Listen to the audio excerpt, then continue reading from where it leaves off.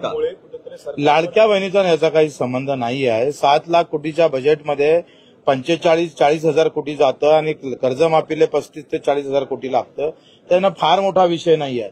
उलट आम्ही पाहतोय का शक्तीपीठ असेल, इकडे कोणता समुद्री मार्ग असेल किंवा पुणे मेट्रो असणार, या सगळ्या योजना मी नेहमी सांगतो. माझा आरोप काय का योजना कोणत्या बजेटमध्ये केल्या ज्याच्यातून कमिशन मिळतं.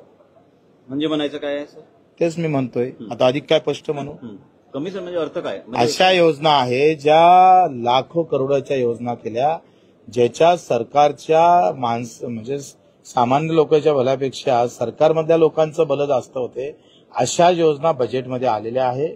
पक्ष मजबूतीच्या योजना आहे. त्याच्यामुळं सरकारचा लोकांचं काय भलं होईल नंतरची गोष्ट आहे. कारण कर्जमाफीमुळे काय होतंय का डायरेक्ट शेतकऱ्याच्या खात्यात जातं, नो कमिशन, काही संबंधच येत नाही. त्याच्यानं अशा योजना ते बाजूने म्हणजे याकरिताच टोलवाटोलवी होते शासनाकडे. बिलकुल. माझं म्हणणं तेच आहे का जिसमें है दम उसमें है कमिशन.